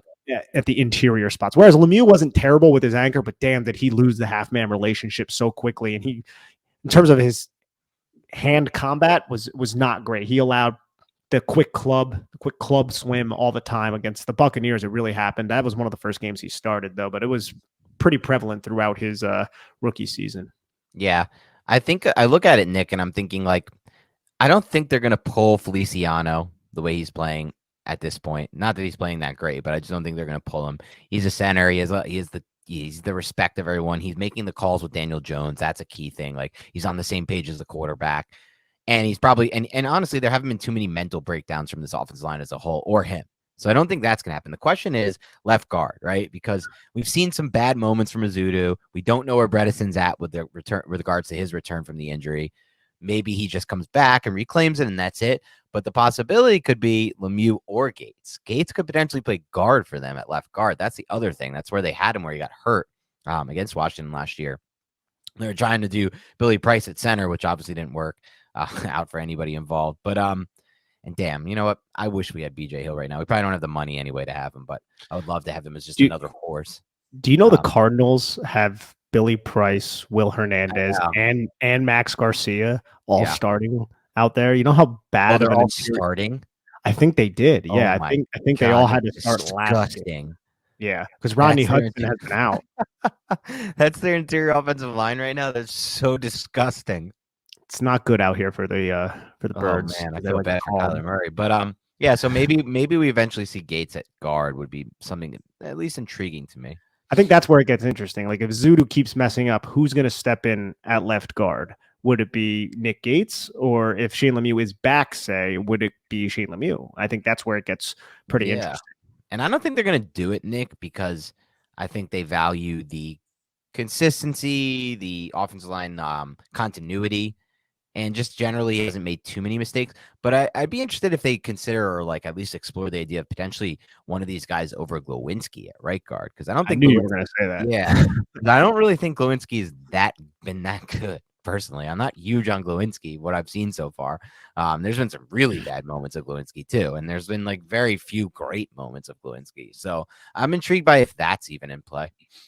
I like Lewinsky as a run blocker. It's just pass protection, really. He just allows people to get into his shoulders way too much. He doesn't square and frame his blocks as well as you would hope a veteran with his type of experience would. So that's one issue that I have with Lewinsky for sure. Jake Oyala, I'm going to try to pronounce that. Sorry if I got that wrong, asks, with Galladay's return this week, do you think we'll see design plays to get him contested looks one-on-one downfield? That would be cool, right? I mean, I still think back to the Golladay game last year with Mike Glennon in his first start. I think it was, I forgot who it was against. It wasn't Dallas. They played Dallas earlier in the year. It might have been LA, the Chargers. It was a Chargers game last year where it's like first drive, Glennon hooks up like a 16-yard back shoulder to Golladay. I'm like, how the hell is this the first back shoulder we've got in the Golladay era? And I just like, give me a back shoulder against Houston. Figure it out. Find a way. I don't care if it goes complete, incomplete. We've tried one back shoulder this year. It was that Slayton ball against the Jaguars where he got the helmet, the face in the helmet, and he got screwed up on this. I can't even remember any other back shoulder throws down. We had one other one, and we were like, "Oh, look at that back shoulder." I think it was to Darius Slayton. Maybe. But I mean, try some back shoulders. They're gimmies. They're gimmies for a lot of these quarterbacks and a lot of these passing offenses in the NFL. Let's figure it out. But yeah, I think that's a good question. Do you think the Giants will design anything for him? I mean, they might have design plays. I don't know if they're just going to design a play to get them one-on-one downfield. I think that's more of something that's going to happen by circumstance. Like, oh, they're in cover one. Okay, we check that they're in cover one. Yeah. All right, now I'm going to drop back. I'm going to look the safety off, and now Daniel Jones is going to throw the one-on-one ball. It's not necessarily a design play to Kenny Golladay, but I think if you can have a one-on-one matchup, depending on the leverage of the defender, like if they're playing inside and over the top, hit that back shoulder, man. Like Daniel Jones, Kenny Golladay, be on the same page and hit that back shoulder. But if they're playing, you know, in a press alignment and Kenny Golladay somehow wins outside or wins inside and then stacks, and hopefully Daniel Jones could just put that ball right over his shoulder and we can see Kenny Golladay actually create an explosive play, which would be excellent. But I think there's going to be targets there for Kenny Golladay, but I don't think the offense is going to run through him or anything like that. I think the RPO game, I think you can see him on a quick slant route and, you know, they can take advantage of that, hopefully. I'll be interested to see if they even play him a lot of snaps, Nick. I'm worried about them still rotating in Sills and stuff like that, which I don't personally want at all at this point. I'd rather just Golladay get all of Sills snaps personally, but we'll see what happens there. Snoozehound Eddie asks, is Abrams a panic ad after McKinney injury? Well, Abrams was actually claimed, I believe. Who claimed him? The Packers, right? Yeah. I believe so. I would have called that probably a panic ad. I think Abrams sucks at football, personally. I think Snooze Hound Eddie is referring to Terrell Burgess, who the Giants added. Oh, okay. Well, yeah, the Giants did add Terrell Burgess. But this question was a few days ago, though. It might have been before he was claimed Abrams. But Burgess will be interesting ad. You know, that was a player and both Nick and I liked that out of Utah in college. I was always kind of questioning, would his athleticism translate to the NFL? The Rams obviously didn't feel like it did, but now the Giants add him to their practice squad, so he could be someone interesting to keep an eye on for sure. Yeah, it seems like the Giants, I mean, losing McKinney sucks and everything, but they have guys like Tony Jefferson's out right now, but whenever he returns, Landon Collins, Dane Bell, and they have some individuals who can hopefully slide in and do something in the stead of Xavier McKinney. I like the addition, though. You let him pass through waivers. He passed through waivers. And now you add him, and you just see exactly what he had. Like, we covered him back coming out of the 2020 draft, coming out of Utah. And I remember we appreciated his film. I haven't watched anything on him since he's been in the NFL, but I think that the addition of a player like Terrell Burgess is just smart. Anytime you lose a star player like Xavier McKinney, you should probably find somebody who might have value at that same position. We'll see what he can do on the practice squad. Yep, exactly. And the other question was, will Golladay contribute? Does he have any fantasy relevance? And where do you see him in terms of production? I'd say production-wise, rest of season, I would put him behind Slayton and Wandell as far as like yards production, but I think he could be the wide receiver 3 ahead of the rest of that pack, including Marcus Johnson. Fantasy wise, I don't see much relevance there at all. Yeah, I wouldn't start him this week. And honestly, in terms of fantasy football, I'm looking at Saquon Barkley and I'm looking at Wandell Robinson, and that's basically about it for the New York Giants. Maybe Bellinger too. Well, yeah, but he's not here right now, just as of right now. And then the defense is something that you can definitely look at right now with Houston and Detroit. But again, it's not like they're picking guys off left and right or anything like that. I would just hope that there's some creative blitz schemes out there. It also sucks that the Texans are going to more than likely run the football, which limits turnover possibility and sack opportunity. True. Okay. Rob Allen asks, Breece Hall signed a 4-year, $9 million deal. So we can say most running backs make $6 to $8 million their first 4 years. Saquon will have made 38 already. Do you think this affects what he might want in his second contract? No, I don't, Rob. I think ultimately him and his agency, Rock Nation, which by the way also represents Andrew Thomas. The Giants cannot lowball him. They're just going to use the market, right? What was the last big running back free agent deal or extension? That's what will be leveraged. And I know in Saquon's mind, he believes he's the best running back in the NFL. So I know he's going to want the top NFL running back money. I know in Saquon's management's mind, the injury history means absolutely nothing. The longevity, all the studies, whatever you throw at him, mean nothing. He's not taking some kind of cheap deal to sign with the Giants, in my opinion. I just don't think that's going to happen. Just a guess. I don't know. Maybe he will. Highly doubt it, but it's possible, I guess. But so I think he'll look at the top of the market deals and he'll be gunning to be the highest paid running back in the NFL. I don't think injury history will play a factor. I don't think any of the other stuff will play a factor either. I mean, longevity wasn't a factor when the teams re-signed Christian McCaffrey and whoever else. No, and if we're looking at these contracts too, Dan, Christian McCaffrey makes the most right now in terms of average per year at just north of 16 million. And then Alvin Kamara and Ezekiel Elliott make 15 million. And then Dalvin Cook and Derrick Henry make 26 or 12.6, 12.5 respective. Saquon Barkley is going to want more than Christian McCaffrey. And the way he's Yep. playing right now, he deserves that he shouldn't accept anything less than that. He has all the leverage as of right now if he finishes the season healthy and he looks like he did in the first 8 games. Yeah, I've heard the number I've heard floated is 19 per year. So we'll see what happens there. It's a lot of money. It's a lot of money. Yeah, to allocate to a running back who has an injury history, of course. And if you are Brian Daboll, do you say Daniel Jones is my guy, or are you thinking I made Jones serviceable? Get me someone with elite traits and I can make them into Josh Allen. That's the second question Rob Allen asks. Yeah, it's a good question, Rob. I mean, if you're Brian Daboll, if we're Brian Daboll, I'll put myself in his shoes. And I don't think it's just a Brian Daboll decision. I think it's a Daboll decision. I think it's a Kafka decision. I think it's a Joe Shane decision, and also a John Merritt decision. I don't think we all give enough credit to the owner and the impact he has on these kind of decision makings. So these kind of decisions, I should say. Yeah, it's tough. I guess it just comes down to if that group that I just mentioned believes that Jones has what they would consider elite traits. I think from our perspective, yours and mine and Nick's, because I've heard Nick talk about this, so I think I can say this with certainty. You can correct me if I'm wrong, Nick. We don't personally believe Daniel Jones has elite quarterback traits, but there may be other traits that Daboll and that collective group view as elite, such as what Joe Shane said. And I don't want to take too much of what he says to the media at face value, because there's just no way he's going to tell the truth if he didn't believe that in some of these things. But he did say, I really put a lot of credence into the gotta have it moments, like those comeback drives that Daniel Jones has done this season. I know, a couple of them were really just Saquon Barkley running the ball, a couple play action rollouts, but some of them were all him. The Green Bay comeback drive was all him, basically. Saquon Barkley went out. So he puts a lot, if they put a lot into that, the leadership, the coming in every day early, though I kind of always feel like that's kind of the bare minimum for quarterbacks. If your quarterback isn't doing that stuff, like maybe the Kyler Murrays of the world, and I don't want to speculate too much on that, then you're just never going to really make it. And to me, I don't want to, to me, it's a floor. Like whenever I hear the stuff about, oh my God, he comes in at 7:30 in the morning on his bye week, like I'm just like, okay, but good. That's the floor for franchise quarterback. They have to, it's a tough bar to get over to be a quarterback in the NFL. So, but if they do feel like there are elite traits that he has, then they may already feel like he is their guy. It's so hard for me to guesstimate on where they stand on Jones, to be honest with you, because I think we could speculate on it, Nick and I, but what do we really know about how they actually feel behind the scenes about this dude? Because you are right, and I'll just close it by saying this: you are right in the sense that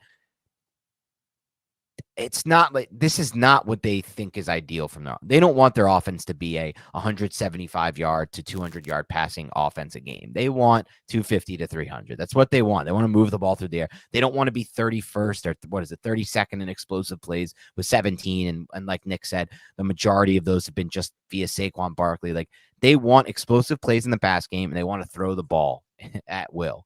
And so maybe they feel if they can get Jones the right receivers, that he can do that. But if they don't feel that way, that's when this comes into play. So it's just hard to know. I didn't give you a great answer. I'm sorry, Rob.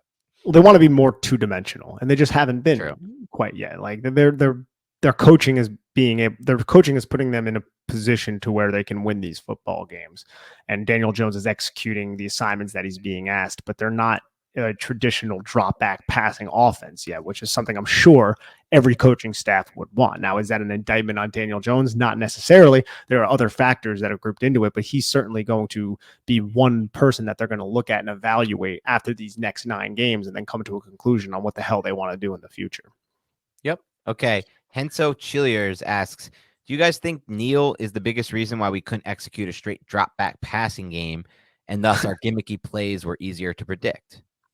Wow, this is a very prompt and apt question from what we were just talking about. No, I don't think it was just Neal, but I think he was a part of it. I think it was the fact that Dallas was sending 4 and the Giants with 5 and 6 couldn't block them. Now, Evan Neal was one reason for that, but Glowinski was struggling, Feliciano was struggling, and whoever the hell was playing left guard, I think it was Ben Bredesen in that game, was struggling as well. It was really just Andrew Thomas who was being really solid in those situations.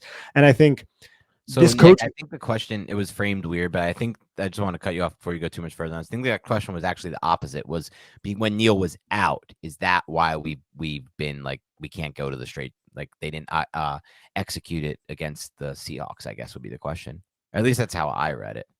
Well, I was just going to kind of go into a Okay, whole okay, okay. Yeah, diatribe go of for it. what I feel like happened after week 3. Yep. Like what ended up happening, I think, is the Giants were like, well, we couldn't do anything against Dallas's pass rush, but Daniel Jones ended up rushing for, I think, over 70 yards, and we were able to move the football pretty well, and we almost even had a chance to win that football game, which is kind of ridiculous to think about. So Yep. why don't we just consistently use Daniel Jones's legs? And then the next week against Chicago, what did we see? Just Daniel Jones play action bootleg, play action bootleg, play action bootleg, play action bootleg. We saw something similar against Green Bay, Right. and then we just saw that against Baltimore as well. And we're just like, holy crap, like, let's just use Daniel Jones' legs. And now against Seattle, it didn't really work because Seattle really hunkered down and focused on Daniel Jones. But in terms of Evan Neal, I don't think Evan Neal is the reason why the New York Giants had to do that. And I also don't think Evan Neal being out is the reason why they transitioned to that. I just think it was a good method to take pressure off of the Giants' rushing attack while also picking up yardage with, I would say, Daniel Jones' best trait, which is his overall athletic ability. Yeah, I think Nick nailed that pretty well. I don't have too much more to add. I think he hit that. Mason Buchanan asked, "Is there any free agents outside of Odell Beckham who could make an immediate impact?" Well, I don't know where he's at, Mason, but I think Will Fuller would be one of them. I don't know what's going on with him like at all these days. He's just out of the NFL, Nick. I don't really know.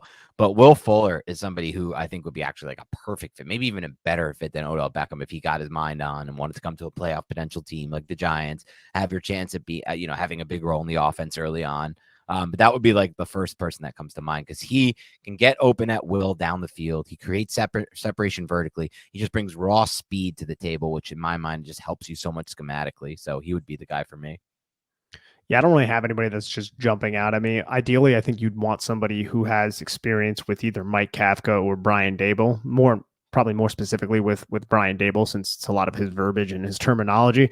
And players that kind of jump out are guys who are really older, like Cole Beasley and Emmanuel Sanders, are guys who don't necessarily stretch the field. I think Will Fuller would be that name of somebody who you would bring in, but I don't really know what the heck is going on with Will Fuller right now. But it'd be great if the Giants could find somebody, and it will also be amazing, Dan, if Odell Beckham doesn't end up going to Dallas. That would suck. That would suck. Mohammed Gotcha asks, what would a contract extension for Dexter Lawrence look like? I'm talking years, guaranteed money.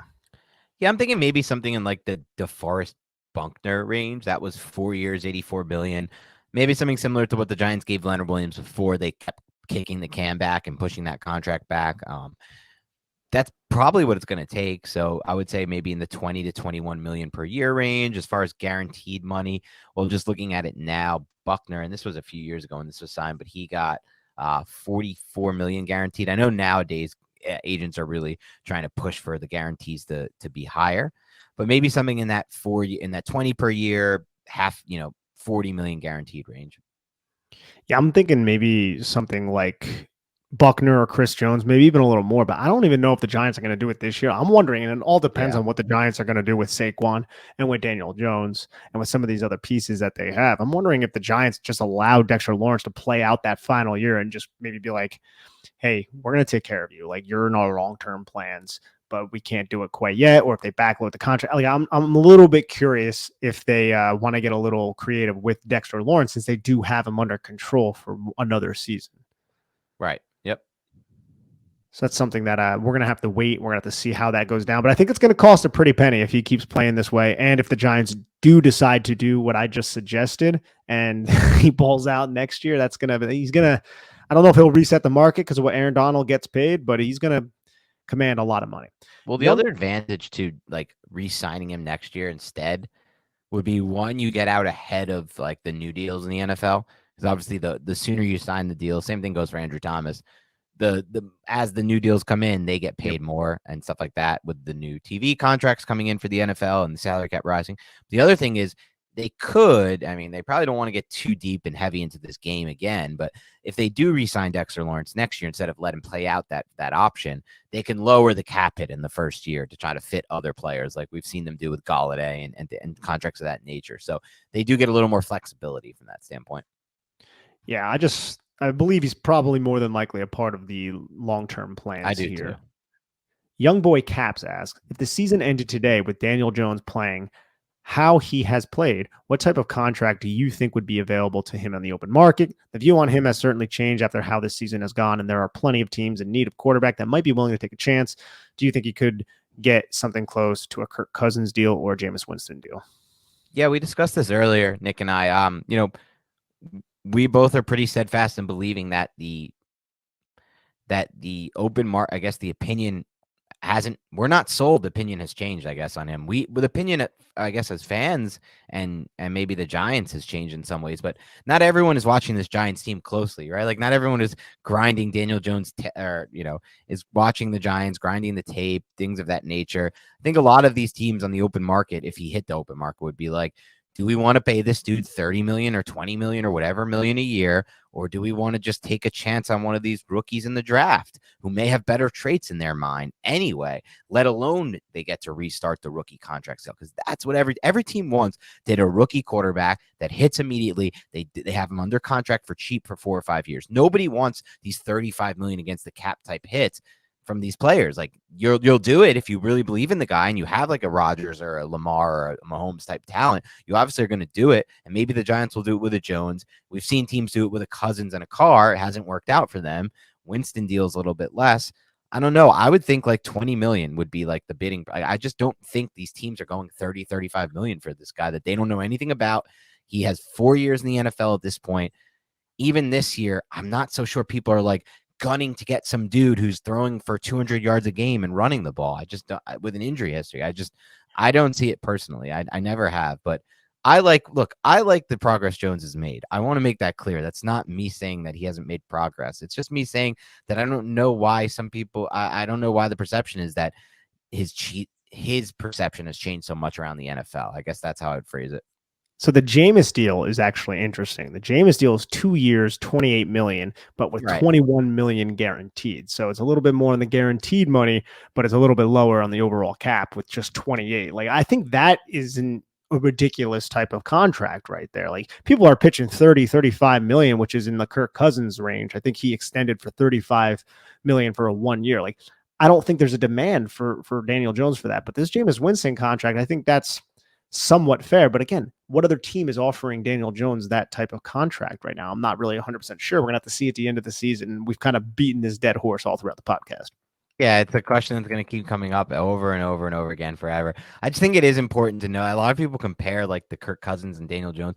Kirk Cousins threw for 33 touchdowns and 7 interceptions last year with 4,200 yards. The year before, 35 touchdowns, 13 interceptions, 4,200 yards. The year before, 26 touchdowns, 6 interceptions, 30 touchdowns, 10 interceptions. I mean, those are big time numbers. Daniel Jones hasn't come anywhere close to that from a touchdown interception ratio, from a yards per attempt ratio. So I don't know if he could really be viewed in that range right now, as far as contracts go. So I think something a bit above in between the Jameis Winston deal that you outlined, Nick, and the Cousins range is where I would think that maybe the price would be. I still have to figure out what team is going to do this. He talks about all these QB needy teams. The Packers, if Rodgers retires, I do not see any chance they opt to sign Jones for 30 million instead of just play Jordan Love. And we could go team by team and figure this out, but I don't know how many teams are going to rather take the gamble on Jones than just restart the rookie clock with a draft pick. I don't know if people realize that Kirk Cousins has thrown for over 4,000 yards in 7 straight seasons. People discredit the F out of Kirk Cousins. They don't. I mean, look, the whole thing with Cousins, which we get into at some point, Nick, is that even what you want? Like, I personally don't even think that's what I like. You know how I feel about quarterbacks. I don't even want that ceiling. But there is something to his level of play. Like he has played better than people give him credit for. I still don't know if I even want that though. I'm so nihilistic at quarterback, dude. Like I just don't think it's worth it at all to have these dudes who just have no ceiling type. It's so tough, man. It's just tough to find consistency in the NFL. The only teams right now that are consistent are the Bills and the Chiefs. The Eagles came up this year, but before the teams that were great last year that are great again are the Bills and the Chiefs. And what do they have? 2 of the greatest quarterbacks in the NFL, the 2 best probably. And it's like, it's hard to find that. We're not just going to find that on a tree, right? Like we're not just going to grow that next door. Maybe, at some point Daniel Jones can get to a level just below that, hopefully. But yeah, I don't know, man. It's tough to find consistency. They also have good coaching staffs too, because we're seeing guys like Justin Herbert. I mean, you could see the talent all day, but that coaching staff is trash. I think the part of that issue is the receivers are all hurt and Slater's out, and they're down to their third string. And that kind of goes to like the Daniel Jones argument though too. But like Daniel Jones, at least right now, has the coaching staff. He didn't before, and he has the elite left tackle at least. Yeah, and he has the elite left and Barkley. Yeah, no, but I'm talking about like before when he didn't have those. Yeah, when he had nothing. Like that's right. what Justin Herbert was going through. Right. But right now, you look at Justin Herbert and you're like, oh my God, with Brendan Staley as your head coach, and then with Lombardi calling plays, and the ADOT is so freaking low. They're not trying to push the field. They're not trying to push anything vertically. Is that because the offensive line just like talking about Jason Garrett all over again? Yeah, it does feel like that. That's what happens when you get into those situations there with no talent around the player. But yeah, man, it'll be interesting to see what happens there. I personally would lean toward, I think the Giants will re-sign both these guys before they hit the open market, but we'll find out. Anyway, that's all we have on today's mailbag. Thank you again for tuning in to the Big Blue Banter podcast. Keep it locked and loaded. Sunday night comes the first reaction show in 2 weeks. I'm excited to talk Giants football. We better get that freaking win against the Texans, though.